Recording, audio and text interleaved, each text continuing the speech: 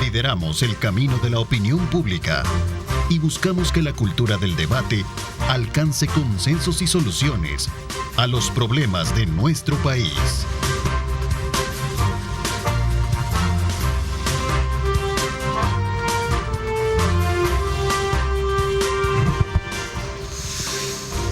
¿Qué tal, amigos? ¿Cómo están? Qué placer enorme saludarles a ustedes. Bienvenidos una vez más a una edición de su programa Diálogo 21, correspondiente a este día jueves 1 de junio de 2023. Una fecha importante en la que se está a la expectativa de lo que ya constitucionalmente le corresponde al presidente de la República, emitir un informe a la nación sobre las actividades hechas a lo largo de estos primeros 4 años de gestión. Así es que muchas reacciones, muchas lecturas, muchos aspectos que abordar en el contexto, como lo hemos venido haciendo a través de esta tribuna de opinión periodística, con relación a los diferentes aspectos que ciernen la política pública, ¿verdad? Sobre todo en materia de educación, en materia de salud, economía, entre otros aspectos importantes. Hoy no podemos quedar atrás también para hacer una lectura sobre el aspecto jurídico institucional del país, tomando como punto de referencia los acontecimientos coyunturales, y para ello le doy la más cordial bienvenida al licenciado Mauricio Maravilla. Él es abogado de la República y también comunicador. Mauricio, qué gusto tenerte en el programa. Es la primera vez que tengo el honor de tenerte acá en el programa. Bueno, el honor es mío, Ernesto. Muchas gracias por la invitación. Saludos también a la audiencia que desde muy temprano está mirando este canal y que intenta encontrar en estos espacios de opinión reflexiones que le ayuden a tomar mejores decisiones como ciudadanos, y uno intenta también aportar algo. Así que en ese sentido estoy acá. Gracias. Bueno, muchísimas gracias. Sí, sin duda alguna, el elemento importante de todo esto tiene que ver precisamente con bases fundamentales que están trazadas en ese eje de institucionalidades, así como también de la parte de la comunicación, que es la que te has desarrollado también al frente también de otra, plataforma como la que este servidor dirige, ¿no? Así es que creo que son una combinación perfecta para poder hablar de temas, ¿no? Creo que es importante, fíjate, siempre pienso que el carácter institucional, el carácter jurídico y el carácter comunicacional son dos cosas por las que pasan todos los temas de país. Generalmente estamos discutiendo cuestiones como régimen de excepción, juicios, audiencias o aspectos comunicacionales, y creo que las ambas calidades que gracias a Dios he podido tener, me permiten tener una amplitud de criterio y bueno, intenta uno aportar algo en la discusión, en el debate público, que ojalá comprendamos que el terreno del debate público debe ceñirse por ciertas reglas de respeto, de cordialidad. Podemos no estar de acuerdo, pero que eso no nos obligue a insultarnos, a poner el insulto por delante del argumento, que lamentablemente es lo que estamos viendo hoy día y que se exacerba en las redes sociales, por ejemplo, que es una cosa que se sale de control a veces, y uno, lamenta un poco que las opiniones terminen degenerando en ataques, que no debería ser así. Así es, en efecto, y de hecho para nosotros los que estamos expuestos de manera así públicamente, es a lo que nos vemos, ¿verdad? Y lo comentábamos extra cámara, al encontrarte tú a veces a voceros de un sector que te califican y te etiquetan de esta forma, pero también los otros te etiquetan de la otra forma. Entonces, cuando tú haces el comparativo, ves que realmente estás en la punta de la crítica, pero estás en el punto medio de ambos, entonces eso significa que vas por buen camino. Así es que qué bueno, quería hacer un poco esta lectura, porque sé que has estado muy bien desarrollando algunos espacios de esta naturaleza. ¿Cuál es tu valoración? Hoy es un día muy importante, digo desde el punto de vista institucional, muy a la expectativa la población y los sectores con relación a lo que podría decir el presidente de la República, que ya constitucionalmente es una tradición o obligación llegar a la Asamblea Legislativa y dar un informe a la Nación. Sí. De 4 años de gestión. 4 años de gestión, justamente. Todos los presidentes llegan durante su periodo 3 veces a la Asamblea Legislativa, porque el 1 de junio del año que asumen, pues es eso, es la toma de posesión. Entonces hay una sesión plenaria solemne de juramentación, pero no hay rendición de cuenta porque apenas está empezando. Segundo, tercero y cuarto año son rendiciones de cuenta, y al 5.º año es el traspaso de mando. Entonces cada presidente va 3 veces a la Asamblea Legislativa. Lo que se ha acostumbrado es que el presidente llega a dar, digamos, un discurso de sus logros, ¿no? Es comprensible que un presidente quiera destacar, como lo hizo el presidente el año pasado, sus logros en materia de seguridad, por ejemplo. El año pasado el discurso fue solo el tema de seguridad. Sí. Ese día, de hecho, anunció el 5º paso del plan de control territorial, etcétera. Ya teníamos un par de meses de estar con la vigencia del régimen de excepción, la baja de los homicidios. El presidente destacó eso como su principal logro, y creo que hoy no va a ser muy diferente. Hoy hay cadena nacional a las 8 de la noche, hay una sesión plenaria extraordinaria de rendición de cuentas, y creo que el tema fuerte va a ser el tema de seguridad. No va a desaprovechar el presidente de pronunciarse, de decir cosas sobre el tema que mejor posicionado lo tiene, que es el tema de seguridad pública. Digamos que en eso no espero yo que haya muchas sorpresas. Yo creo que el análisis debería ir sobre los silencios presidenciales. Creo que un discurso es tan importante en lo que se dice como en lo que se calla. Y por ejemplo, el año pasado la gente estaba esperando que el presidente se pronunciara sobre una reforma de pensiones o sobre el tema de la inflación, sobre temas económicos. Y el presidente no tuvo ni una sola mención sobre estos temas. Bueno, yo creo que ahora tampoco vamos a tener sorpresas en ese sentido, porque el talón de Aquiles del gobierno es la situación económica que está pasando la familia en El Salvador. De hecho, según los mismos datos oficiales, según los datos recogidos por la dependencia que sustituyó a la Digestic, que ahora está como una dependencia del Banco Central de Reserva, la pobreza incrementó en El Salvador desde el 2019 a la fecha. La pobreza ha incrementado, la inflación también está descontrolada, es decir, son aspectos económicos que si uno los dice así, parece que no dicen nada, pero en definitiva implica que 55,000 familias más ingresaron a la línea de pobreza. Ese es un dato importante, porque por el otro lado no se ve una respuesta gubernamental, una respuesta institucional. Y esto se puede ver agravado con el ciclo agrícola que está por comenzar, que nos presenta serios retos, porque vamos a tener presente el fenómeno del Niño, que implica menos lluvias. Y tampoco parece que desde la cartera de Agricultura haya respuestas en este sentido. De hecho, una de las cosas que yo lamento es que Agricultura, siendo tan importante para por lo menos producir los alimentos que comemos acá, tal vez no para exportar, pero por lo menos lo que nos comemos acá, sea una institución que ha visto 4 o 5 ministros en este periodo de gobierno, ¿no? Yo digo, bueno, entonces no hay claridad de por dónde tiene que ir la cosa en materia de agricultura. Si recuerdo yo que uno de los discursos más importantes del presidente, siendo candidato, fue en Morazán, y a la gente en Morazán el presidente le llegó a prometer que Morazán se iba a convertir en el departamento de la agroindustria, que como tiene cerca a Usulután, iba el presidente a propiciar que Usulután volviera a ser el granero de la República, como se le conocía antes, y que ahí cerquita en Morazán se iba a generar toda una industria de agroexportación. Bueno, nada de eso ha ocurrido, 4 años ya y nada de eso ha ocurrido. La agricultura sigue abandonada y es un tema que a mí me parece prioritario, que debería estar presente. Bueno, es interesante, digamos, en términos muy específicos, toda la forma en cómo han descrito de cómo llega este 1 de junio y qué es la expectativa que se puede crear alrededor de lo que podría ser un discurso. No se puede esperar más porque la historia misma lo ha dicho, ¿no? Los presidentes siempre por lo general llegan a hablar y a destacar su mayor logro. Sin embargo, hay aspectos que se esconden ahí, digamos, en ese discurso, pero que a la vista también siguen siendo motivo de preocupación.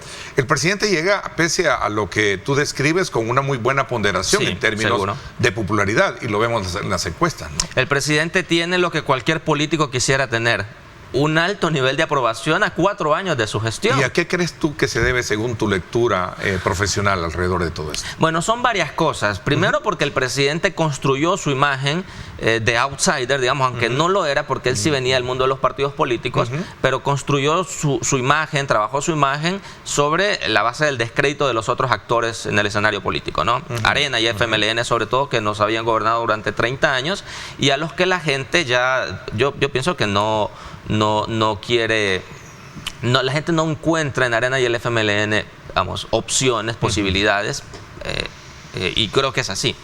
Pues el presidente monta, digamos, su imagen sobre esto, ¿no? Ese es como primer punto. Luego, ya en la gestión gubernamental, el presidente se ha destacado por tener un manejo del aspecto comunicacional que a mí me parece impecable, ¿no? Digamos, el aparataje de propaganda gubernamental es tan robusto, tan sofisticado y se le ha invertido tanto dinero que ayuda a sostener una imagen también. Porque, por ejemplo, yo he calificado al presidente como un prestidigitador. Un prestidigitador es un mago. Un mago con una mano te monta un show, en una mano te presenta un espectáculo y uno no sabe qué está pasando con la otra mano. Porque es el talento del prestidigitador concentrar tu atención en un solo evento. Bueno, el único evento en el que el gobierno nos quiere poner a pensar un día sí y al otro también es el tema de seguridad, porque es el tema en el que la gente mayor aprobación le da al presidente. Cuando me preguntas sobre cómo se sostiene la imagen del presidente, es a partir del tema de seguridad. Ok, y solo eso puedes, desde tu ángulo, solo puedes apreciar eso, o hay otros aspectos positivos que se pueden destacar en esta gestión. Bueno, creo que es el tema de seguridad y alrededor de este, o como consecuencia de este, otros elementos. Por ejemplo, el tema de seguridad, la reducción de los homicidios, el encarcelamiento de 70,000 personas, que yo pienso que muchos de estos son inocentes, trae consecuencias como una mejor imagen a nivel internacional, por ejemplo. Porque los titulares son El Salvador, de ser uno de los países más peligrosos del mundo, pasa a ser ahora uno de los países que en América Latina tiene mejor controlado el tema de criminalidad. Eso es lo que se lee a nivel internacional. Y es cierto, y uno ve ejemplos como el de Chile y Ecuador, por ejemplo, que han sido países relativamente estables y que en los últimos meses han tenido repuntes de homicidios. Chile está tremendo. Exacto. Además de la inestabilidad política en la que están estos países, o el caso de Perú, por ejemplo, que ha tenido 6 presidentes en 5 años. Digamos, esta inestabilidad del sistema político no se observa en El Salvador desde afuera. Estoy planteando lo que la gente mira desde afuera, porque ahora el discurso oficial es que hay gobernabilidad. Gobernabilidad le llaman a tener el control de toda la institucionalidad, haber destituido magistrados de sala de lo constitucional, al fiscal general, de haber nombrado procurador de derechos humanos, procurador general de la República. Ellos a eso le llaman gobernabilidad. Ese es otro aspecto del análisis a estos 4 años, ¿no?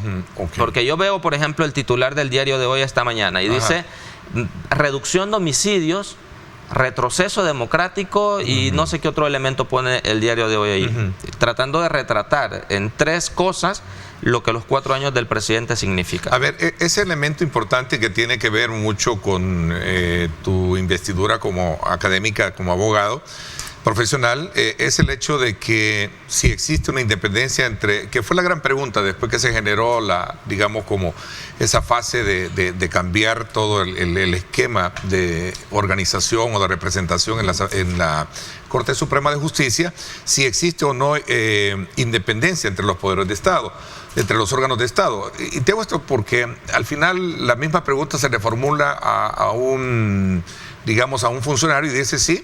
Ahí tiene usted el resultado de mucha gente que ha sido capturada durante el régimen de excepción que ha salido libre. Entonces aquí realmente funciona el Estado de Derecho y no así como en algún momento se está etiquetando. ¿Cuál es tu valoración alrededor de este tema muy en particular? Bueno, la independencia judicial en El Salvador siempre ha sido una aspiración, nunca ha sido una realidad, digamos. Pero sí se había avanzado bastante en ese sentido. Por ejemplo, instituciones como el Consejo Nacional de la Judicatura tienen un papel importante que ahora tiene las facultades anuladas. Por ejemplo, el artículo 87 de la Constitución establece que el CNJ es el que propone a los candidatos para magistraturas y para judicaturas. Esa facultad hoy está anulada porque los nombramientos de jueces ahora se hacen de manera discrecional. De hecho, en la Corte Suprema, en el órgano judicial y el gremio de abogados que me está viendo seguro compartirá mi opinión de que los rumores son demasiado fuertes de que ahora los magistrados nombran de dedo a jueces en este juzgado, que si este juez resuelve algo que no le gusta a la Corte Suprema, al siguiente día es trasladado. Esos casos se han dado. Entonces yo digo, bueno, la independencia judicial siempre ha sido una aspiración, pero ya estamos cada vez más lejos de conseguirla porque está seriamente comprometida. Porque un juez no puede ser independiente si está pendiente de la reacción que va a tener el oficialismo ante una decisión. ¿Hay una intimidación alrededor de todo esto? Hay mucho temor y creo que bueno, el juez Antonio Durán estuvo aquí hace un par de semanas y él decía que el miedo es lo que define hoy al judicial. Esa es una frase textual del juez Antonio Durán, yo estuve mirándolo. Y a mí me parece que es así. Bueno, yo tengo experiencia ya en el órgano judicial durante 7 años y he visto cosas y creo además que sí era la asignatura pendiente, por ejemplo, un tema de depuración judicial. Yo recuerdo que cuando yo llegué a trabajar al órgano judicial hace 7 años, y a los meses de yo estar ahí, se dio un traslado de jueces. Entonces yo comencé a preguntar cómo se explicaba todo esto. No, dijeron, es que este juez era señalado porque sus resoluciones estaban bien comprometedoras o porque tenía muchos vínculos con ciertos litigantes. Entonces había demasiados rumores de corrupción en el judicial. ¿Y qué hizo la Corte Suprema de Justicia de ese momento?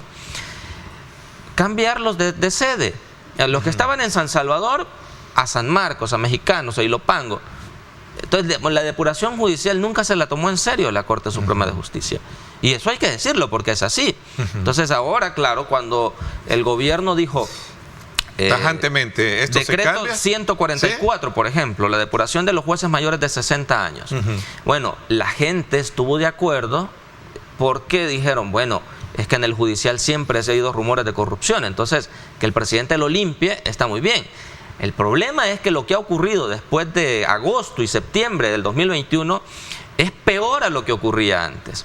Porque antes por lo menos había ciertos controles institucionales. La sección de investigación judicial más o menos funcionaba, el Consejo Nacional de la Judicatura también proponiendo las ternas que luego los magistrados en la comisión de jueces consideraban para postular a magistraturas o a judicaturas, más o menos funcionaba. Eso está anulado hoy día. Bueno, pero cuando hablo de estas cosas... Pero es que hay un elemento importante ahí que tú... Y me detengo un poco, perdóname, porque tú bien lo dices, ¿verdad? Siempre fue una aspiración el tema, ¿verdad? Es decir, y eso concatena, digamos, el análisis de otros que dicen, es que nunca hubo, siempre fue disimulada. Si al final el estamento judicial siempre respondía en el pasado, nada más que de una forma más disimulada.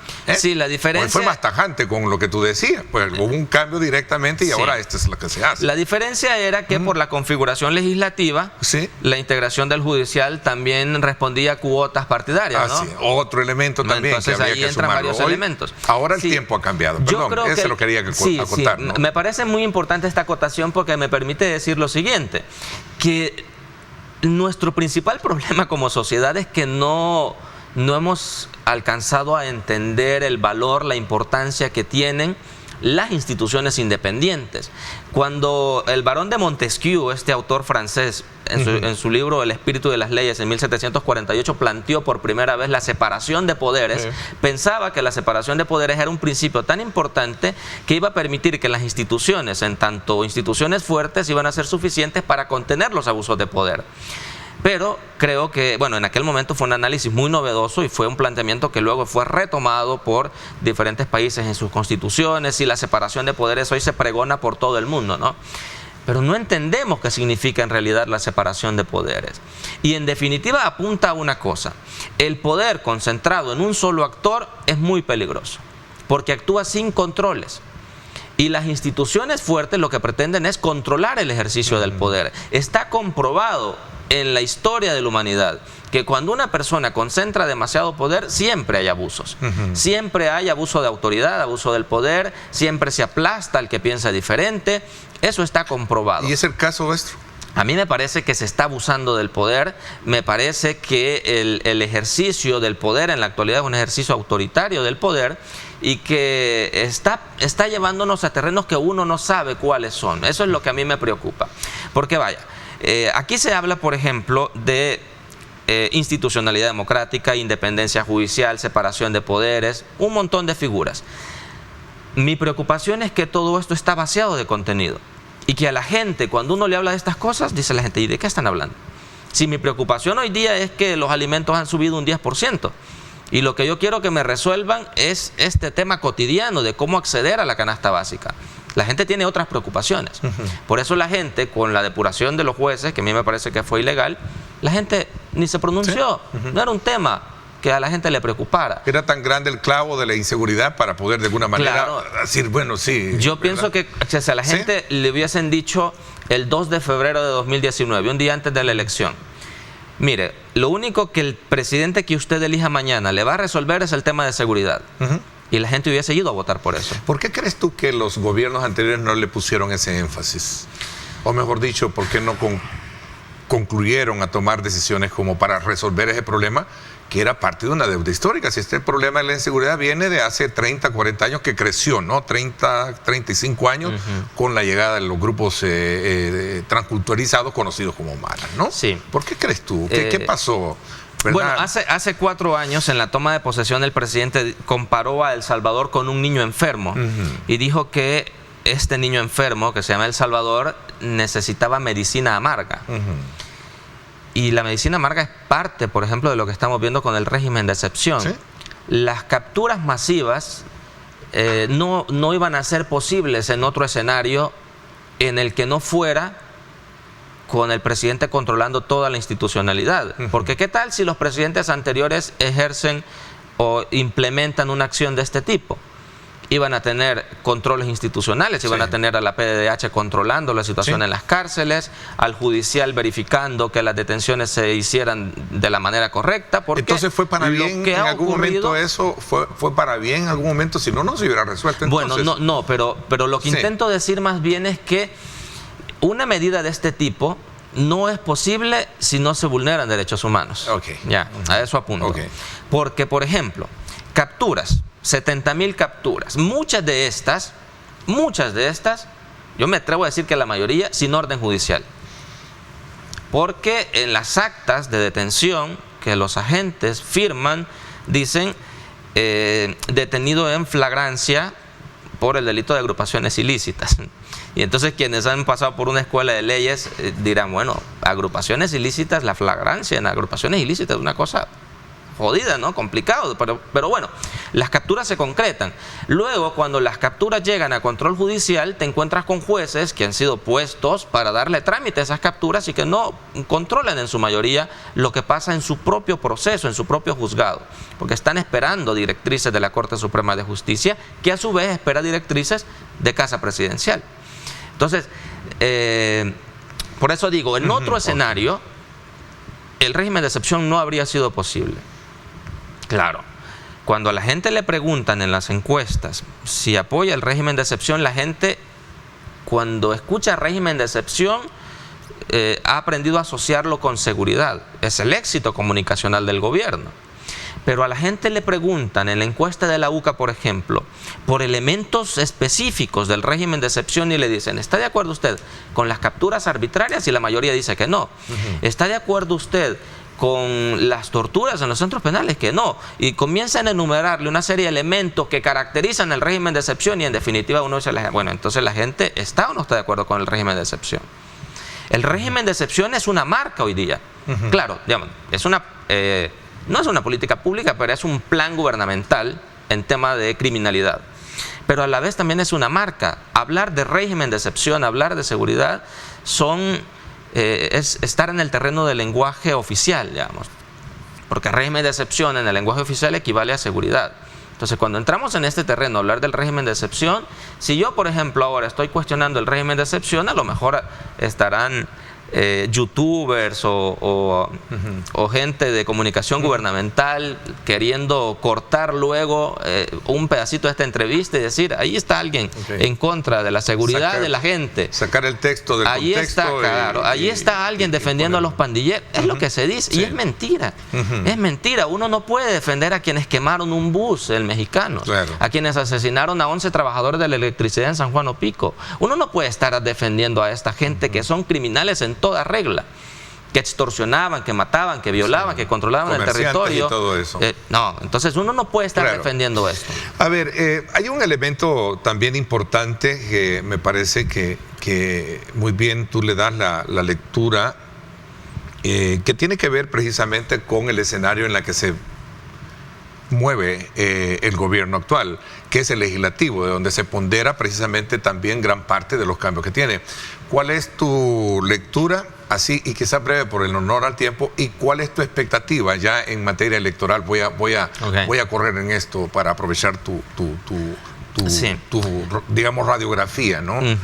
A mí cada vez me cuesta confiar más en los sondeos de opinión pública, ¿sí? Porque a nivel internacional, independientemente de quién, de dónde venga, de dónde venga, sí. Podría ser el IUDO, podría ser la UFG, ¿sí? Pero ¿y eso por qué? Cuenta. Porque cada vez es más complicado. Bueno, dicen las encuestas son una fotografía del momento, claro. Y es cierto. Por ejemplo, muchas encuestas en diferentes países han pronosticado una semana antes de la elección un resultado, y el resultado de la elección es algo completamente diferente. Vamos, las encuestas como herramienta científica de medición de la opinión pública es importante, por supuesto, tiene elementos importantes, pero cuando se trata de preferencias electorales, yo ahí sí tengo mis dudas, porque la gente, hay hechos que la pueden hacer cambiar de opinión en un par de horas. Elementos que detonan el comportamiento de la gente y que a las puertas de una elección la hacen cambiar. Hoy podemos tener un clima de opinión, pero puede haber de aquí hasta la elección eventos políticos que hagan que la gente cambie su opinión, que cambie su percepción y su preferencia electoral. Por eso digo, bueno, hay que ir registrando en el histórico las encuestas y ver si hay un comportamiento sostenido de la opinión pública. Por ejemplo, para el caso de Nuevas Ideas, en mayo del año pasado el apoyo de Nuevas Ideas como partido político era por encima del 40%. En noviembre del año pasado llegó al 26%. Y crece el número de indecisos. Crece el número de la gente que no se identifica con ningún proyecto político. Esto es importante. Esto es importante porque cuando el oficialismo presenta la popularidad del presidente, esa es una cosa, la popularidad del presidente como tal. Y cuando ya se le pregunta por su instrumento político, que es Nuevas Ideas, y por los diputados, allí hay otra realidad.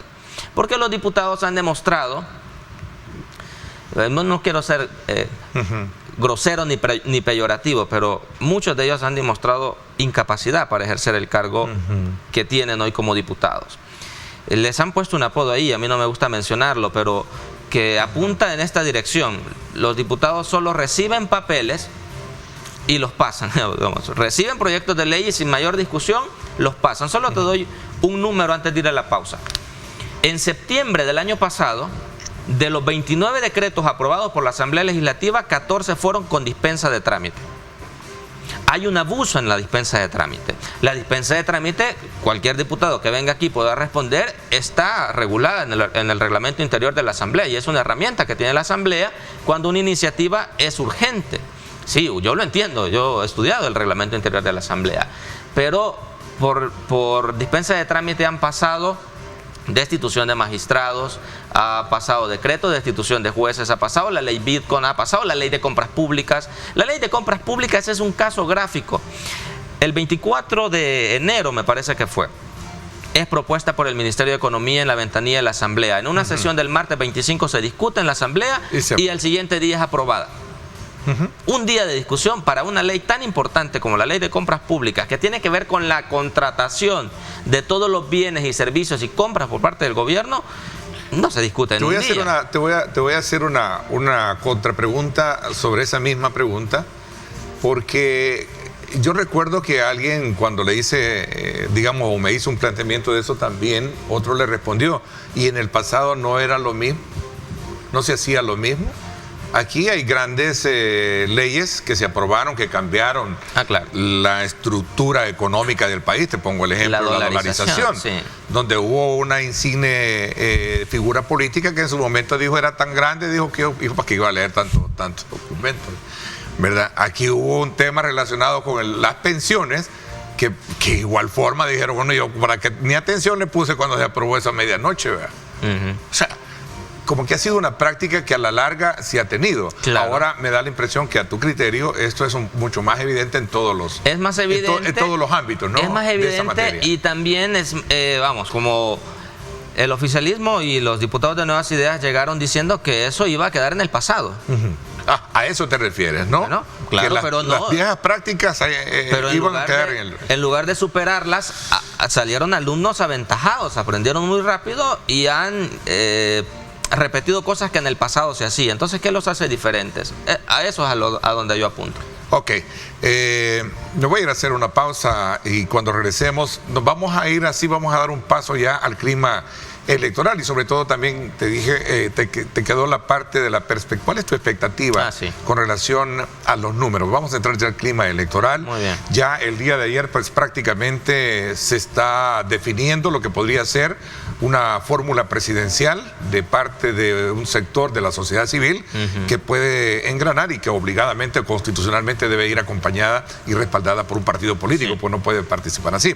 El caso del militar retirado y abogado también Luis Parada y la defensora de derechos humanos Celia Medrano, y por ahí también se hablaba de Leonor Selva, ex directora, porque el día de ayer renunció, ex directora de ANEP, que podría también estar buscando ocupar, ¿verdad?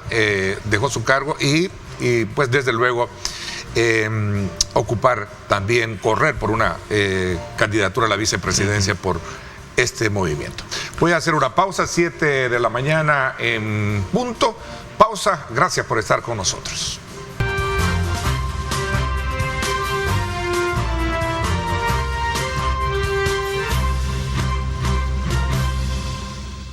Bien, gracias nuevamente por estar con nosotros en esta mañana de día jueves, en un análisis general, un análisis político, jurídico, con nuestro invitado de hoy, abogado de la República y comunicador Mauricio Maravilla. Y nos habíamos quedado un poco, después de hacer el repaso muy bien planteado sobre cómo está, digamos, esa fotografía de país en materia institucional, analizando varios indicadores, Mauricio. Tu expectativa sobre qué es lo que puede generarse hoy en estos próximos comicios a partir de los resultados que podrían haber y del trabajo que se ha hecho. Sabemos que la Asamblea Legislativa ha estado muy bien, digamos, dominada por la bancada CIAN, que ha tenido en su mayoría, y un poco opacada la oposición. Pero también a esto quiero dejarte el camino abierto para que hagamos la lectura ya de lo que comentábamos, que el día de ayer se define ya unas candidaturas de parte de la sociedad civil. El abogado Luis Parada, quien reside en los Estados Unidos y ha estado también comentando aspectos del país, él oficializó en su cuenta, no sé si la podemos ver y apreciar ahí, oficializó en su discurso la necesidad de poder aceptar correr por una candidatura presidencial. Al grado que también se hablaba de Celia Medrano, que creo que también más tarde, horas más tarde, ya en horas de la noche, también salió al paso a decir lo que ustedes están viendo en sus pantallas. Una propuesta desde un grupo plural de la sociedad civil, dice, un esfuerzo sostenido de varios meses buscando una opción lo más representativa posible. Esto se da en el contexto también, aunque quiero acotar y aclarar que la salida, o mejor dicho, el anuncio de culminación de su periodo, de, digamos, vigente al frente como directora ejecutiva de la ANEP, de Leonor Selva, ¿verdad? Es algo que puntualmente así será, pero como también en los análisis políticos ya estaban diciendo, no, es que ella es la que iba a correr también, va a buscar una candidatura a la vicepresidencia. Pero bueno, ese es un elemento que se une precisamente al análisis. Pero ¿cuál es tu expectativa y cómo ves el escenario en el cual podríamos tener como resultado en los próximos comicios? Sí, es muy interesante porque lo que se decía hasta hace poco, a mí me preguntaban, ¿y cómo ves el panorama para las elecciones del próximo año? Yo decía, bueno, una elección implica una toma de decisión entre varias opciones. Eso significa elegir. Entre varias opciones yo elijo algo. Una elección es eso, ¿no? Pero hasta el momento no había opciones. Ya. Es decir, estaba el oficialismo con su alardeada popularidad del presidente y todo lo que quieran, y la bancada oficialista también, que se envalentona por momentos y creen que ese puesto está asegurado de por vida, y yo creo que ahí comete un grave error. Y por otro lado, la oposición, que no se ubica, que no encuentra, digamos, canales de representación en la sociedad. Una oposición además que es reactiva, es decir, la oposición nunca tiene un discurso, una praxis política que haga reaccionar al gobierno. Siempre es al contrario, siempre es el gobierno o el oficialismo quien hace cosas y la oposición reacciona. Y cuando la cosa es así, el gobierno sí, el oficialismo siempre va a tener la ventaja, porque es quien define los ritmos, quien define los temas, quien define las discusiones en el debate público, y la oposición solo va reaccionando. Pues ahora me parece que la oposición tiene la posibilidad de agregar elementos en la discusión nacional. Yo creo que cualquier candidatura, que cualquier posibilidad de opción para la gente es importante. Independientemente de mi opinión sobre el abogado Luis Parada, a quien no conozco, no puedo emitir una opinión sobre él porque no lo conozco. Sí conozco a Celia Medrano y es una mujer a la que admiro, y admiro su lucha, su compromiso, su trayectoria. De hecho, Celia estuvo nominada para ser director ejecutivo de la Comisión Interamericana de Derechos Humanos hace apenas 2 años. Sí. O sea, Celia es una mujer reconocida a nivel internacional por su defensa en los derechos humanos. De Celia sí puedo decir que la conozco y que me parece una mujer brillante y valiente. Del abogado Luis Parada no tengo opinión porque no lo conozco. Pero bueno, cualquier candidatura, digo, que se presente como una posibilidad para la gente es positiva, porque lo que me hace pensar es en lo que pasó en otros países, cuando, por ejemplo, en Venezuela. En Venezuela, cuando la oposición comenzó a ver la deriva autoritaria del presidente Chávez allá por los 2000, hizo 3 cosas, y las 3 fueron graves errores. La primera, un golpe de Estado en el 2002. En abril del 2002, el empresariado venezolano con los partidos políticos del Congreso intentaron deponer al presidente Hugo Chávez, y el golpe de Estado no solo fracasó, sino que aumentó la popularidad del presidente. Primer evento. El segundo evento, como esto les fracasó, llamaron a una huelga general que se prolongó por 2 meses, y Venezuela, según los cálculos de los economistas en aquel momento, perdió en esos 2 meses $4.500 millones. La economía tambaleó, pero la oposición, en lugar de replantear el panorama político, perdió credibilidad. Y el tercer evento, cuando la oposición en las elecciones del 2005 decide boicotearlas, decide no participar, y lo que propició con esto fue que el chavismo se hiciera con todos los escaños del Congreso y dominara el Congreso, o en este caso es bicameral en Venezuela. Sí. Es decir, esa estrategia de la oposición en Venezuela fracasó, porque cuando quisieron ponerse a jugar con lo que ellos creían que eran las reglas del juego antidemocrático de Hugo Chávez, terminaron fracasando, y lo que hicieron fue incrementar el poder del presidente de turno de ese momento en Venezuela. Una estrategia diferente fue la que utilizó la oposición en Colombia cuando el presidente era Álvaro Uribe.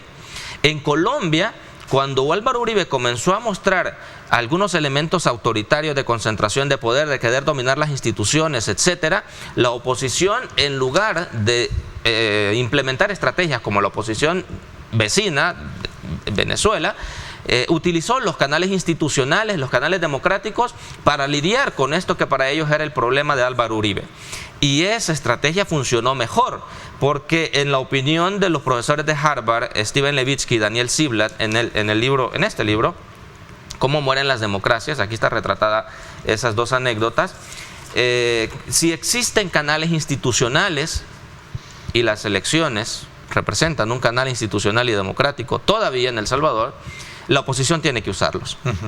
Yo creo que tienen que usarlos, porque el debate hasta el momento en la oposición era: ¿llevamos candidato o no llevamos candidato a la presidencia? Porque eso sería legitimar una elección que es inconstitucional, porque la reelección es inconstitucional, etcétera. Sin embargo, en el FMLN ya está definida una precandidatura. Una precandidatura ya inscrita, que es la de Manuel Flores, y en honor a eso también lo menciono. Exactamente. Porque también está ya dentro de la palestra. Entonces, y en este programa somos de equilibrio y sobre todo también de pluralidad, para hablar precisamente de todos los actores, no de uno en particular. Pero eran estos los eventos, ¿no?, que marcaban el ritmo en la oposición, la discusión acerca de si presentar o no candidaturas presidenciales, o, como es la posición, he escuchado muy claramente la posición de la diputada Claudia Ortiz, de concentrar todos los esfuerzos en cambiar las mayorías parlamentarias, en propiciar una nueva dinámica en el Parlamento, es decir, que Nuevas Ideas ya no tenga una mayoría, porque eso permite volver a tener controles institucionales, ¿no? Y a volver a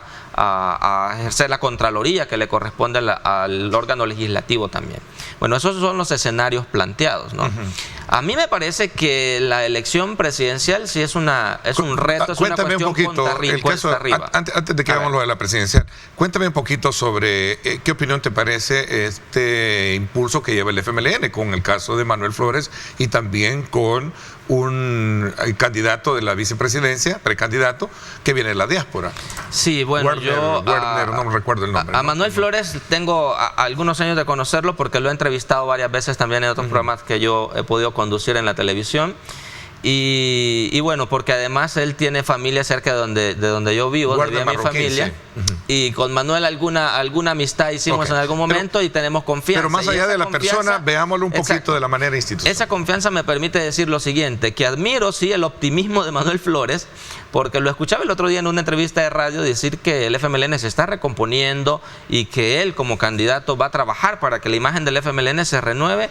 Y yo desde acá, muy honestamente, le puedo decir que yo tengo serias dudas con eso. Que a mí me parece que las marcas partidarias, Arena y el FMLN, por lo menos en mi opinión, son insalvables.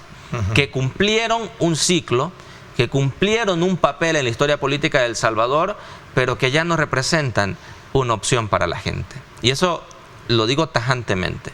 A mí me parece que estos dos partidos políticos, por más que hagan, tienen serias dificultades para presentarse nuevamente como una opción para la gente.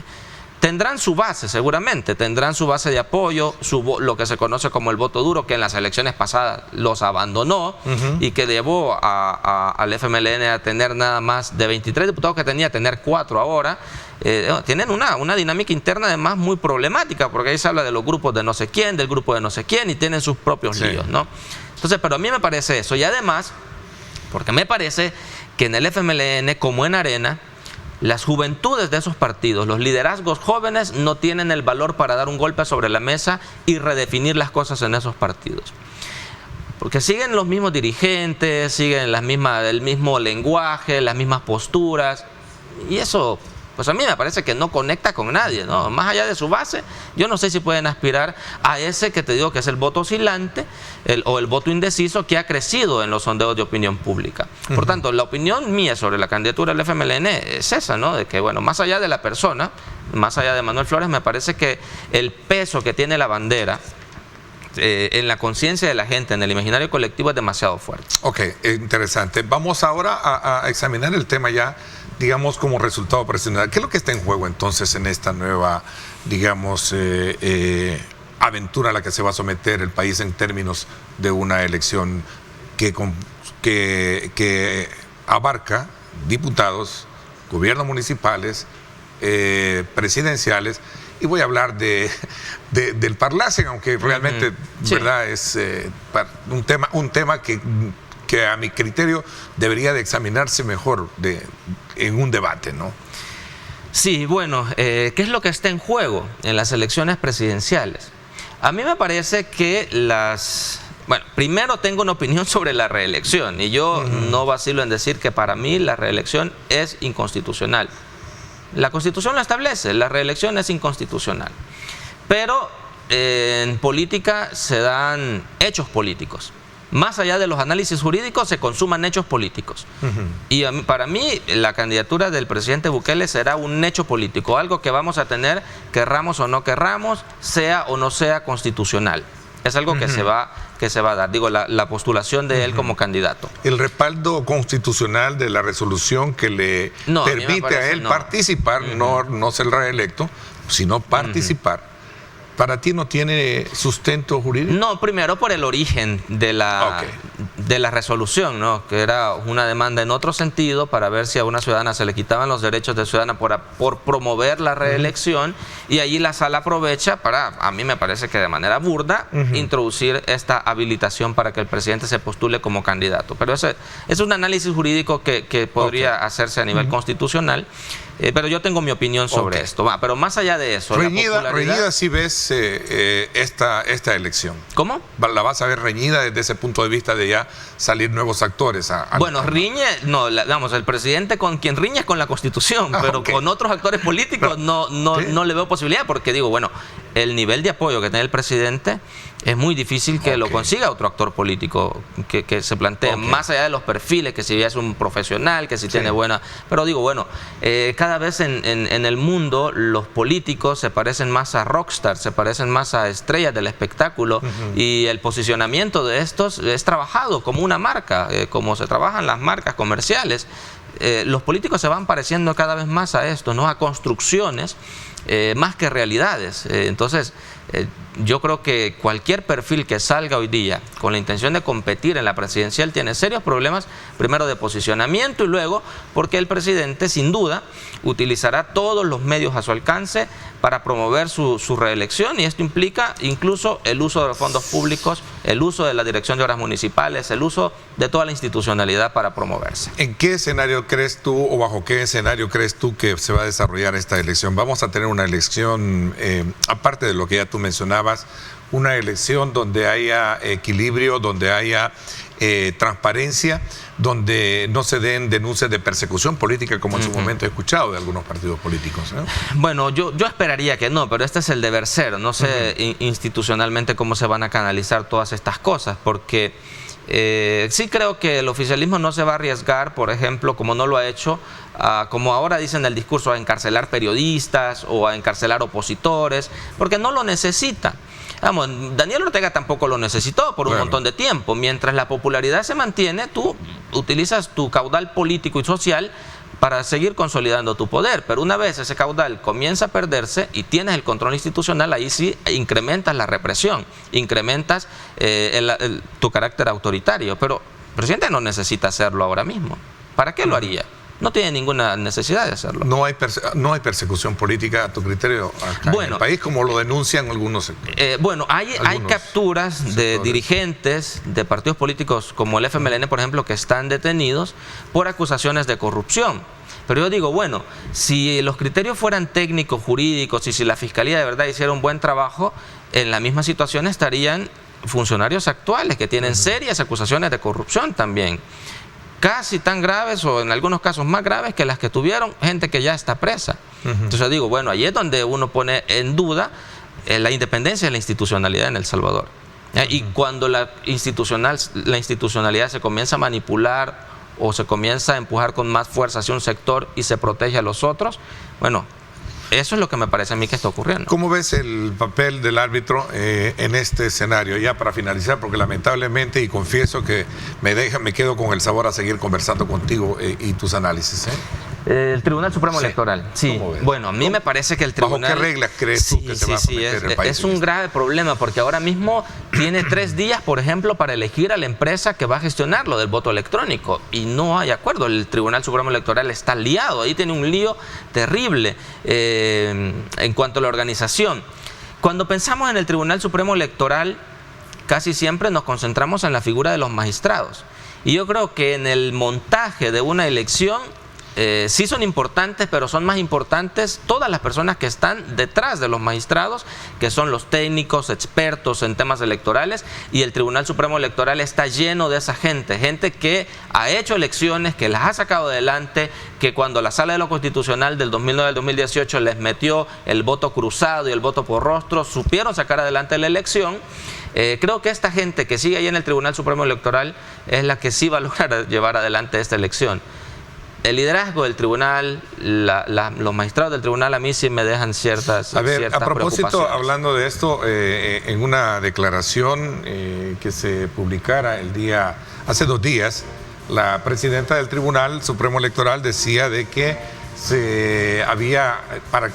ayer trabajamos, decía textualmente, ahí lo vemos, ayer trabajamos para que ese proceso de contratación para el voto electrónico se subiera a Comprasal, es decir, todavía están antes del 30 de junio tienen que tener ya una empresa contratada. Ese es el lío en el que están. Creo que sí lo van a conseguir. Pero más allá de eso, bueno, el tribunal lo que hace es gestionar desconfianzas, dicen. Pero un proceso electoral, en definitiva, tiene que ser definido por la confianza. Y ahí es donde creo que está el reto para el Tribunal Supremo Electoral. Yo desde acá les deseo lo mejor a los magistrados y a todo el equipo del Tribunal Supremo Electoral, porque todas las elecciones son importantes, pero creo que esta revisten un carácter demasiado particular y demasiado importante. Mauricio, te agradezco muchísimo que hayas aceptado la invitación de venir a conversar sobre estos temas, darnos a conocer tus puntos de vista, sin duda alguna, a estos acontecimientos que están marcando la actividad política, jurídica y electoral del país.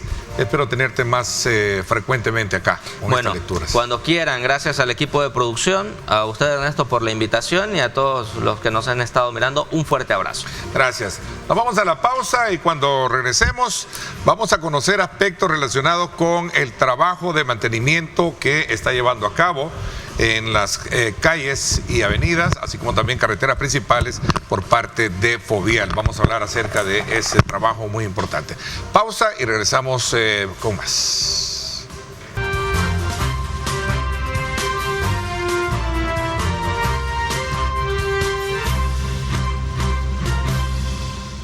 Bueno, gracias nuevamente por estar con nosotros a esta hora de la mañana. Saludos muy cordiales a nuestros buenos amigos que están pendientes siempre de dar sus aportes muy significativos, sus comentarios a través de nuestras plataformas digitales. Eso nos satisface porque cumple la misión de poder llegar a interactuar con ustedes y generar desde luego los insumos pertinentes para generar y mejorar su propio criterio y pensamiento crítico. Hoy vamos a hablar precisamente del trabajo, un balance de gestión a 4 años que ha venido desarrollando Fovial, una instancia muy pertinente para poder de alguna manera mejorar lo que son las condiciones de comunicación vial en nuestro país. Para ello se encuentra con nosotros su director ejecutivo, el ingeniero Alexander Bertrán, a quien le doy la más cordial bienvenida. Ingeniero, bienvenido. No, muchísimas gracias, buenos días. Es un gusto poder estar nuevamente en este programa y bueno, poder informar a todos los salvadoreños de los trabajos que hemos venido desarrollando en todo este tiempo y pues lo interesante de todos los proyectos que estamos por iniciar justamente hoy, por ejemplo. Claro. Creo que esta fecha en particular en la que estamos se está cumpliendo 4 años de gestión. Quizás de una forma genérica comenzar y preguntarse qué se ha hecho en 4 años desde la perspectiva de esta nueva visión que se le introdujo y sobre todo también la incorporación de otros actores en cuanto a separación de, digamos, de actividades o roles. Entra la DON, la Dirección de Obras Municipales, y entra también, bueno, las alcaldías que siempre tienen un papel muy importante en esto, ¿no? Es correcto. Bueno, justamente ese es un rol bastante importante, ¿verdad? Que hemos diversificado y hemos distribuido las tareas en cuanto al mantenimiento vial y a las obras de infraestructura, como lo menciona con la DOM, que ahora se encarga de todo el tema de accesos a barrios, colonias, residencias y otras vías de carácter secundario, sumado al trabajo que ya venía realizando el Ministerio de Obras Públicas con el mantenimiento de carreteras. Ahora, el rol principal del Fovial siempre ha sido el mantenimiento de vías que conectan municipios y algunos ejes urbanos en las principales vías. Pero ¿qué ha cambiado? Y es que hace 2 años aproximadamente la Asamblea nos aprobó una reforma de ley en la que le daba facultades al Fovial ya no solo de mantenimiento, es decir, que antes este impuesto se ocupaba absolutamente para darle el mantenimiento, es decir, no se podía hacer nada nuevo. Desde hace 2 años el Fovial tiene esta atribución de poder construir carreteras y hemos venido realizando obras importantes de construcciones que antes no se hacían, es decir, que se invertía el presupuesto no solo en estar haciendo bacheos, recarpeteos en algunos tramos o mejoras en vías de tierra, por ejemplo, sino que ahora podemos invertir parte de ese presupuesto en hacer vías nuevas.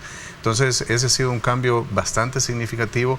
Hay una coordinación bastante importante en la que se unen esfuerzos entre instituciones y, por ejemplo, antes se podía contratar un proyecto de consultoría o de diseño que ahora se puede ahorrar porque se pueden utilizar técnicos del Ministerio de Obras Públicas, por ejemplo, que tienen muy buenos técnicos que pueden diseñar. Hay una buena coordinación y ayuda entre todos, ¿no? Exactamente, y eso nos puede ahorrar que el dinero que podíamos gastarnos en una contratación de una consultoría, por ejemplo, hoy puede ser invertido en una obra. Entonces, de manera general, creo que ha sido un logro bastante importante el hecho de poder tener inversión en infraestructura y no solo en el mantenimiento, ¿verdad? Es decir, que anualmente estuviéramos como en ese círculo de estar invirtiendo en el mantenimiento y el próximo año volver a hacer otra vez el bacheo, sino que podemos ir progresivamente avanzando, es decir, tener teniendo una inversión importante en construir, en mejorar infraestructura, en hacer obras, por ejemplo, como pasos a desnivel, que era una facultad que no se tenía, que ahora ya tenemos en ejecución, por ejemplo, de la mano del Ministerio de Obras Públicas, varias obras importantes que antes no se podían, y es parte de lo que se ha logrado hoy. Bueno, quizás me quedé corto. Dije 3 actores en esto. El Ministerio de Obras Públicas también tiene sus propias tareas también, que creo que no las ha perdido, a pesar de que este es el ente que también norma, desde luego, el resto de la obra pública. De obra pública, ¿no? Es correcto. Bueno, ellos siguen siempre con una actividad concentrada en el tema de mitigación, de mejora de infraestructura, del tema de drenajes de carácter mayor, en el tema de no solo de carretera, ¿verdad?, sino de infraestructura en general. De la planificación a futuro en cuanto a infraestructura. Eso es algo muy importante. En el tema de la planificación, son un ente que de alguna manera rige y dirige al resto de instituciones en cuanto al rumbo que se quiere tomar en cuanto al desarrollo de la infraestructura. Entonces, ellos tienen también un aparataje por administración, es decir, que tienen también un personal que ejecuta obras, y tienen también la facultad de contratar obras grandes, al igual que las tiene el FOVIAL y la Dirección de Obras Municipales. Hay un elemento bien importante en todo esto que tiene que ver con la generación de empleo también, ¿verdad? Y cada uno desde su propia naturaleza lo aporta. Es correcto. Bueno, de hecho desde FOVIAL iniciamos en el 2019, por ejemplo, con un promedio de 3.400 empleos, y eso lo hemos llevado a un nivel de un poco más de 5.200 empleos que se están generando en promedio en cada año de ejecución. Entonces, eso nos ha permitido casi llegar a un 50% de incremento en el tema de la generación de empleos, y hablo específicamente directos, no indirecto, ¿verdad? Porque esto, al crecer o al tener empleos de manera directa, pues el que suministra la ferretería, el que suministra los pétreos, el cemento, inclusive donde se llega a ejecutar un proyecto, la señora de la tienda o el microcomercio del sector, pues se va desarrollando. Entonces, al incrementar o al ejecutar un nuevo proyecto, pues ya pueden acceder vehículos que a lo mejor antes no podían. Entonces, este es un desarrollo bastante importante, que no solo es el desarrollo directo de los empleos, sino lo que esto conlleva de manera indirecta. Qué bueno. Voy a hacer una pausa comercial. Sin duda alguna ya estamos teniendo las primeras lluvias de la época invernal, y esto representa sin duda alguna un desafío para instituciones como la que usted representa para el mantenimiento de las calles, de las carreteras. Como parte de la segunda fase del proyecto de rehabilitación, también hay un énfasis en cuanto a ejes viales importantes en el área metropolitana. Especialmente vamos a hablar de los trabajos en el Boulevard de los Próceres y otros que están en esa misma tendencia de ejecución. Hablamos de esto cuando regresemos. Pausa, 7:31. Gracias por estar con nosotros.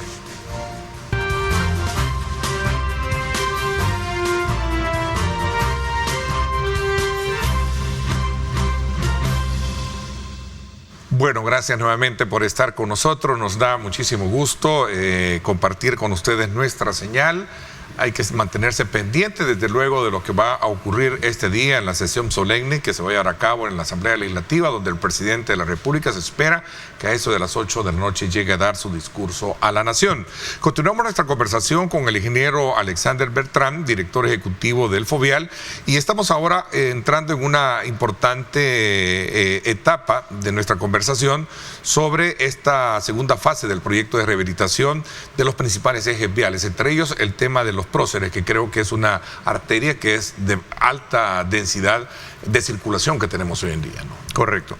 Bueno, esto se suma a las vías que recientemente hemos finalizado, ¿verdad? Solo por hacer un recuento, acabamos de terminar la calle La Mascota, que se intervino desde el Araujo hasta la avenida Jerusalén.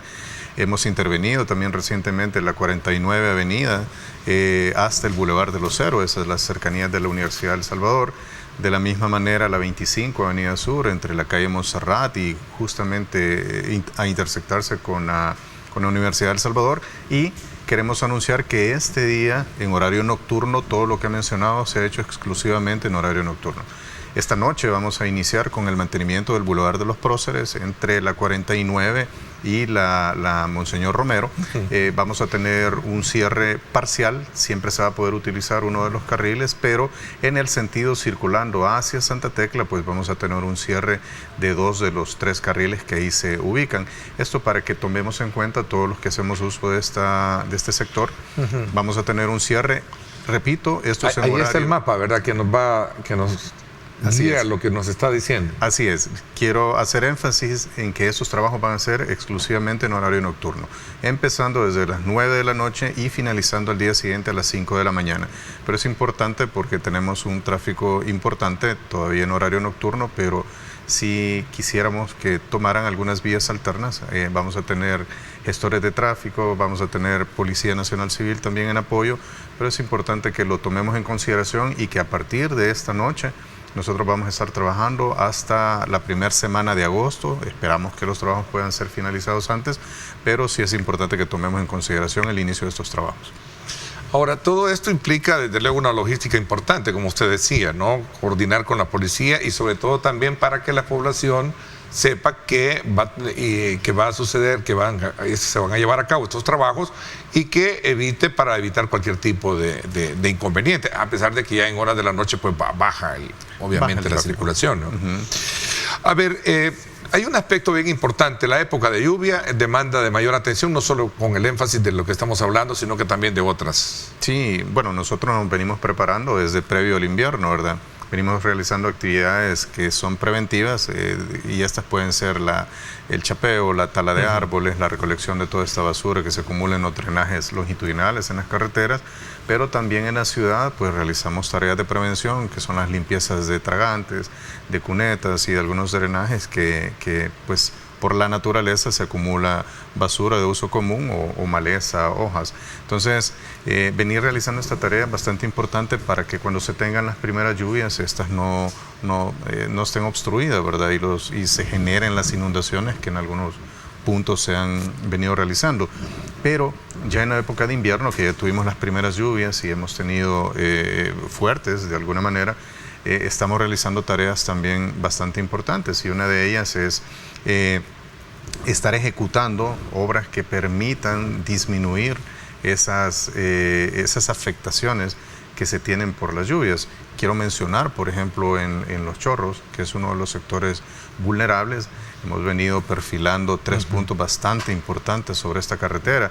Ya finalizamos una intervención en el kilómetro 16,5, esto es muy cerca del Turicentro de Los Chorros, en el carril que nos conduce hacia Occidente. Hemos finalizado uno de los 3, actualmente estamos interviniendo el 2 y el 3, que es en el kilómetro 17 y 17,5.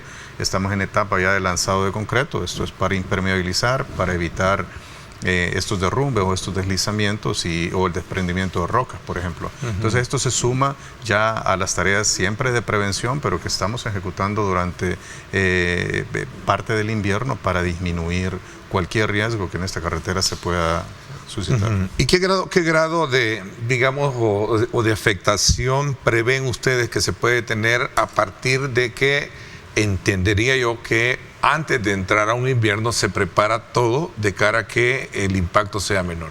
Es correcto. Bueno, de hecho nosotros nos preparamos para el peor escenario, ¿verdad? Exacto. Siempre tenemos que hacer un trabajo que nos permita el hecho de poder responder adecuadamente. Por ejemplo, llevamos un poco más de 1.500 toneladas de basura recogida o de desechos recogidos dentro de estos drenajes en la expectativa de que podamos tener un invierno copioso. De no serlo, pues igual nuestro trabajo tiene que ser de la misma manera. Hemos venido realizando también trabajos importantes en algunos drenajes. Quiero mencionar, por ejemplo, sobre la 49 Avenida, en el Boulevard de los Héroes, en este sector. Hemos finalizado recientemente una obra bastante importante donde es un punto ha sido un punto de inundación tradicionalmente. Bueno, y ahora también, hoy en el marco de la celebración de los Juegos Centroamericanos, que es el escenario que va a tener, creo que hay que dejar, digamos, mejor esas condiciones, ¿no? Es importante. Nosotros todavía estamos en etapa, pese a que la obra ya finalizó su infraestructura, pues mantenemos un monitoreo y esto no va a parar. Yo quiero aprovechar para mencionar que pese a que la obra ha finalizado, tenemos la digamos, una cualidad del invierno en nuestro sector, en nuestra región, que tenemos lluvias bastante intensas y lo que tradicionalmente antes, por poner un ejemplo, caía en 1 hora, hoy nos caen en 15 minutos. Entonces, esa cantidad de agua que se concentra en puntos específicos es la que nos genera inundaciones. Nosotros seguimos con un monitoreo. Es posible que haya un poco de retención de agua todavía en el sector porque convergen demasiados puntos por la pendiente, pero nosotros nos mantenemos y seguimos trabajando. Es decir, esta es una obra que acaba de finalizar. No significa que con eso se solventó. Seguimos trabajando con obras que van a futuro a sumarse a esta obra de drenaje que hemos hecho en este sector. Y lo menciono porque es un ejemplo. En muchos puntos donde ya ejecutamos obras, nosotros seguimos con el monitoreo y seguimos sumando obras adicionales de tal manera que se reduzca definitivamente en algún momento el riesgo que pueda tenerse, no solo de inundaciones, sino de deslizamientos, desprendimientos u otro evento que ponga o que exponga de manera vulnerable a los usuarios de la vía. Las lluvias obviamente complican, en la época lluviosa complican los trabajos. O siempre se puede trabajar, entiendo que ahora hay nueva tecnología y hay nuevos insumos, ¿no? Siempre podemos trabajar. En el tema de mantenimiento, pues no va a ser igual, va a ser un poco difícil, por ejemplo, en el tema de colocación de mezcla asfáltica en caliente, que es el pavimento que todos conocemos, se dificulta, ¿verdad? Porque es un material que sale de planta a un promedio de 150 grados centígrados y evidentemente ante una lluvia, pues la temperatura va a bajar con mayor intensidad y el agua pues no va a permitir que ésta se coloque de manera adecuada. Sin embargo, no por eso los trabajos van a parar. Nosotros tenemos que estar bastante de la mano con el Ministerio del Medio Ambiente, con el tema del monitoreo de lluvias, como por ejemplo, y que se vayan programando los trabajos adecuadamente. Por eso mencionábamos en el caso, para llamar nuevamente el Boulevard de los Próceres, que damos una fecha, pero esto es siempre y cuando el clima nos lo permita, ¿verdad? Porque evidentemente van a haber noches en las que la producción de avance de los trabajos no va a ser la misma. Y los aguaceros ahora, como usted decía, si antes eran de 2 horas, ahora en 15 minutos... Se complica la cosa. Entonces, le cae un mar de agua, ¿no?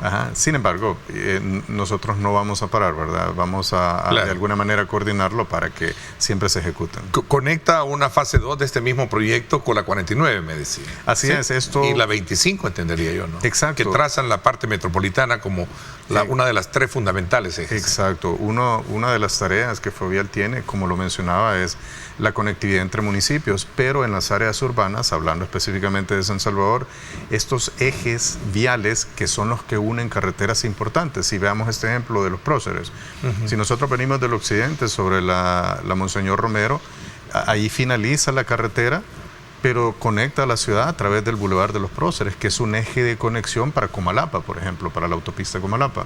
Entonces, todo este tipo de vías que tengan esa característica de conectividad entre carreteras, pues son competencia del Fovial, y es nuestra tarea no solo estar realizando el mantenimiento rutinario, sino un mantenimiento periódico, como es el caso del Boulevard de los Próceres, en el cual se va a renovar. No estamos hablando de un bacheo, estamos hablando de una rehabilitación total, es decir, de quitar esa carpeta existente, reciclarla de alguna manera porque se tritura y ese material es retirado y es utilizado en vías no pavimentadas de la periferia, y colocar una carpeta totalmente nueva.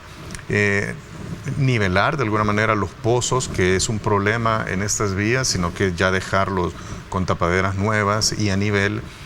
Mejorar la señalización, es decir, el proyecto contempla la señalización total de todo el tramo y poner algunas obras adicionales que vayan en mejora de la seguridad vial del sector. Entonces, esto se suma, como lo mencionábamos, a otros ejes que ya habíamos intervenido meses atrás, como por ejemplo el Boulevard o la Alameda Manuel Enrique Araujo, el Boulevard Venezuela, que fue totalmente renovado, el tramo de Ilopango hacia San Martín, que es un tramo de la Panamericana, que también recientemente se finalizó. La avenida Bernal, creo que una parte también se intervino también en la zona norte de la capital. Entonces, esto es parte de los trabajos que hacemos desde Fovial. Como lo menciono, esto es muy aparte del bacheo nocturno que se realiza, por ejemplo, en algunas partes importantes de la capital y otras cabeceras, sino que esto es parte de la renovación, que es nuestra responsabilidad también desde Fovial. Bueno, hemos hablado de la capital, vámonos al interior. Entiendo que también hay proyectos de reconstrucción, mantenimiento, el caso de la Ruta de los Naranjos también, que creo que sigue en su dinámica. Y otros que, como por ejemplo, bonita que ha dado, porque tuve la oportunidad de pasar, la carretera de San Juan Opico, que conecta también con otros municipios de acá. Recientemente entregada. ¿Verdad? Es correcto. Vamos a hablar de esto cuando regresemos. Gracias por estar con nosotros, 7:44.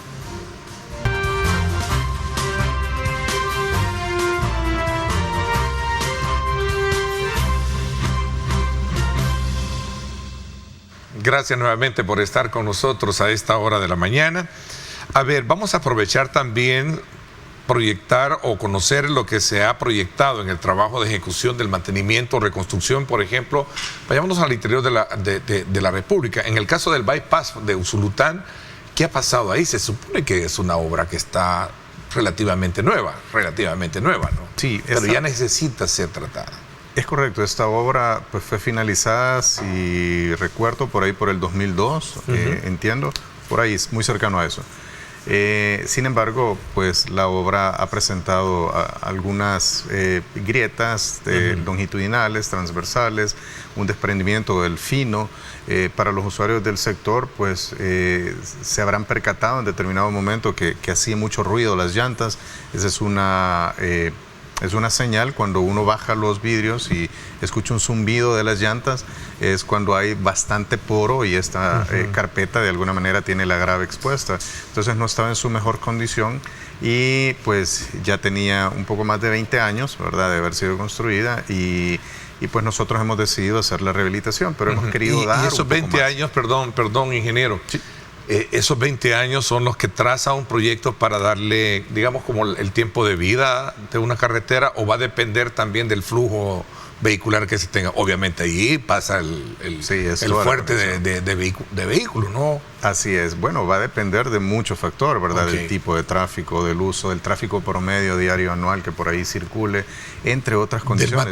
¿Del material específico? Del material específico también, del asfalto que se usa, por ejemplo, si es un asfalto ordinario, es un asfalto modificado. ¿Y qué es mejor que construir ahora, o reparar, o reconstruir? ¿El concreto asfáltico o concreto hidráulico? Buena pregunta. Va a depender definitivamente de muchas condiciones. Presupuestariamente, si lo queremos ver de esta manera, va a resultar un poco más caro hacer una carretera de concreto hidráulico. Por ejemplo, este material más claro. Va a demandar menos mantenimiento, pero su inversión inicial va a ser considerable. Si la hacemos de concreto asfáltico, que es el material negro que vemos, el costo va a ser menor, pero va a demandar un poco más de mantenimiento. Entonces, es de manera pues general, lo podemos ver de esta forma, pero sí va a depender de las exigencias de carga, de demanda, de velocidad, de topografía, en fin, hay varios factores, pero quiero decir que ambos materiales son muy buenos y con un mantenimiento adecuado pues pueden perdurar mucho.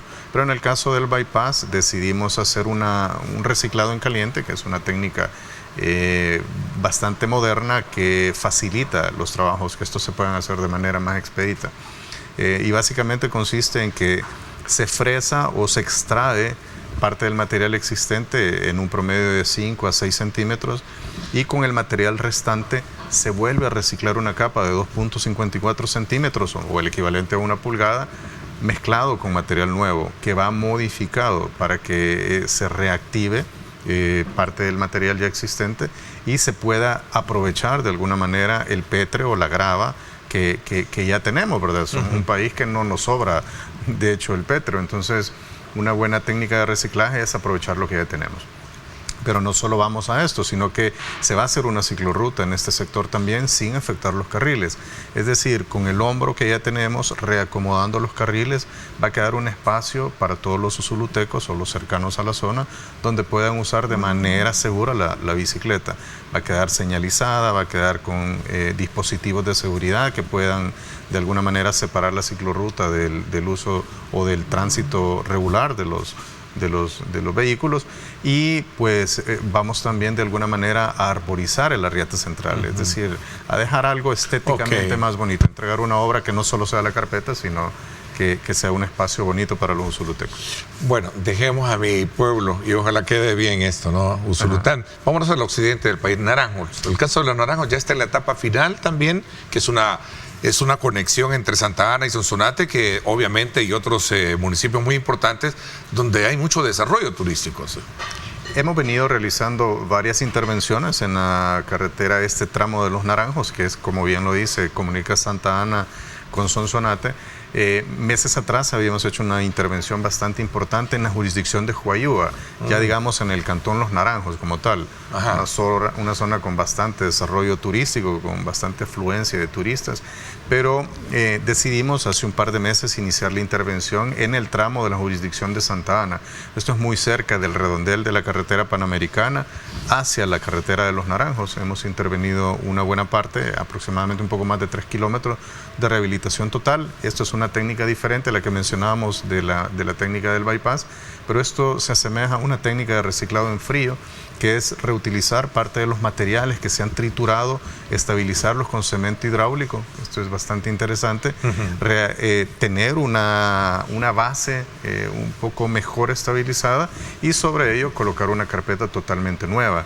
Señalizarla, poner los dispositivos de seguridad como vialetas, la seguridad de los rótulos verticales, entre otras, para dejar una vía totalmente renovada.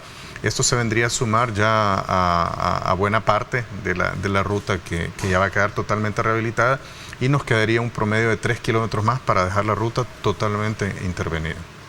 Ahora, esto también contempla aspectos que tienen que ver con la señalización, como se dice. Yo creo que ese es otro de las grandes, ¿cómo le llamamos? Como cosas importantes que debe tener una carretera. Una carretera no solamente es el trazo que puede tener desde el punto de vista de su pavimentación, sino también la señalización. Claro, eso porque hay carreteras que no la tienen. Exacto. Y representa un peligro incluso para Exacto. O de alguna manera está deteriorada, se ha despintado, se ha disminuido su calidad. Esto es algo muy importante, que todos nuestros proyectos lo incluyen. No podemos simplemente ir a hacer una calle y no señalizarla. Esto sería como dejarlo incompleto, ¿verdad? Y no podemos hacer un proyecto que no contemple la seguridad vial. De hecho, tenemos un plan bastante interesante en Fovial, donde tenemos tres procesos, de alguna manera, que los hemos zonificado en Occidente, Central para Central y Oriente. Son proyectos de mantenimiento constante. Es decir, que a calles ya construidas nosotros tenemos estos 3 contratos que van mejorando. Por ejemplo, cuando se identifican tramos, menciono la autopista Comalapa, por ejemplo, donde hemos estado haciendo una intervención bastante importante en las últimas semanas, de mejorar, de resaltar la señalización, que aunque no nos percatemos en algunos tramos, ya de día nosotros podemos ver la línea amarilla, la línea blanca, pero hay falta de vialetas u ojos de gatos, por ejemplo, o hay una deficiencia en la señalización, la cual dentro de estos programas pues nosotros lo vamos mejorando, y se van retirando señales obsoletas que en algún momento hay, algunas señales que ya datan desde hace bastantes años y son sustituidas por unas nuevas. Entonces también tenemos un programa bastante importante que ronda los $5 millones anuales en inversión y mejorar este tema de señalización. Sí, porque son, digamos, como la parte elemental de una carretera, ¿verdad? Lo vemos en otras latitudes. A ver, y el caso de la carretera San Juan Opico, que también es una conexión muy importante, alivia muchísimo también parte del tráfico que conecta, no sé si es el periférico norte, sería sí, ese es correcto. ¿Verdad? Es correcto. Bueno, hemos recién finalizado, después de la intervención del paso a desnivel, que todavía hay algunas obras ahí que se están ejecutando. Esto lo estamos haciendo de la mano con el Ministerio de Obras Públicas. Ese 3 niveles va a ser, ¿verdad? El de integración. El de integración, correcto. Me refería en este momento al de Claudia Larza, al de Pico, que ya todavía quedan algunas obras ahí, pero ya está en funcionamiento. Pero recordemos que va a iniciar el proyecto de los Chorros, ya está adjudicado, ahorita están en gran expectativa con los Chorros. Correcto, entonces teníamos que tener una vía alterna, una alternativa para ingresar a la capital desde el occidente, por eso se tomó la decisión a inicio de año de hacer la rehabilitación total del tramo que menciona, que es desde el desvío de Opico hacia la integración o hacia Nejapa. Hemos rehabilitado totalmente este tramo que supera los 20 kilómetros y tenemos una vía totalmente nueva. Yo recuerdo que había un sector ahí por el Jabalí que es bastante oscuro, donde no hay viviendas, que era complicado pasar en esta zona. Ahora tiene unas condiciones totalmente distintas, tiene señalización, vialetas, algunas señales verticales que hace que sea muchísimo más seguro. Y sumamos en este sector también hacia el ingreso hacia San Juan Opico, es decir, desde desvío de Opico hacia el municipio de San Juan Opico. También recientemente entregábamos con el ministro de Obras Públicas un tramo totalmente rehabilitado. Entonces, esto se viene a sumar a los mantenimientos que hablábamos desde un inicio, ¿verdad? Que no solo son los bacheos o los recarpeteos, sino que son obras que estamos entregando para completas. 20 años más de servicio. Y lo importante es que viene, como dice usted mismo, a ser un facilitador de mucho. Por ejemplo, el caso del paso de desnivel de Redondela y del nivel que tiene en San Juan Opico y la conexión del Boulevard Claudia Lar, creo que es un alivio fuerte, sí, ¿no? Claro. Y la expectativa que ahora se tiene con el caso de los Chorros, ¿no? Es correcto, bueno. Con el viaducto, para todos que es una mega obra. Es una mega obra. La verdad que para todos los que todos los días se movilizaban y llegaban a esta intersección de Opico, no me dejarán mentir que eran unas filas considerables, las cuales ya no existen. Afortunadamente el tráfico se está manejando de muy buena manera y siguen las obras. De hecho, aunque ya esté finalizada, yo lo mencionaba, siempre cuando algo está bueno, siempre hay oportunidad para mejorarla. Así que son importantes los trabajos que hemos venido realizando en este sector. Pero se habla también, pero estamos en el marco de la Semana Mundial para la Seguridad Vial también, ¿no? Hemos recién finalizado. Recién finalizado. ¿Qué experiencia se obtuvo? Bueno, bastante interesante, porque esto nos permite llegar a un tema de educación, y qué bueno empezarlo con los niños. Estuvimos junto con el Ministerio de Obras Públicas, FONAP, Viceministerio de Transporte, Ministerio de Educación, y es importante darnos cuenta que ahora es una materia, digamos, que está incluida en la asignatura de sociales, en el cual nos permite que los niños vayan conociendo qué es lo adecuado, qué es lo que debemos hacer, qué es lo que no debemos hacer en una vía. Y es importante darnos cuenta que si nosotros empezamos con estos chiquitines desde pequeños a que sepan lo que no se debe hacer, resolvemos buena parte del problema. Entonces, este tipo de visitas que nosotros estamos haciendo desde Foviales, a través de juegos lúdicos, es irles enseñando cuáles son los significados de las señales, cuáles son los comportamientos adecuados, y pues nos permite que ellos a través del juego vayan comprendiendo la importancia de saberse conducir en aquel. Qué bueno, y es lo más importante, sobre todo hoy en día, con estos tráficos y la intolerancia que a veces se presenta. Director ejecutivo de Fovial, el ingeniero Alexander Bertrán, le agradezco muchísimo que nos haya acompañado y nos haya actualizado sobre este balance de gestión en el marco de los 4 años de gobierno del presidente Nayib Bukele. Gracias por habernos acompañado. No, muchísimas gracias. La verdad que es un gusto poder estar acá e informarle de todos los trabajos, que sepan que Fovial está permanentemente monitoreando y estamos al servicio de todos los salvadoreños. Así será. Gracias, le agradezco. Por mi parte, esto es todo por hoy. Pásenla bien y, como siempre, recuerden lo más importante: amar a Dios sobre todas las cosas. Lideramos el camino de la opinión pública y buscamos que la cultura del debate alcance consensos y soluciones a los problemas de nuestro país.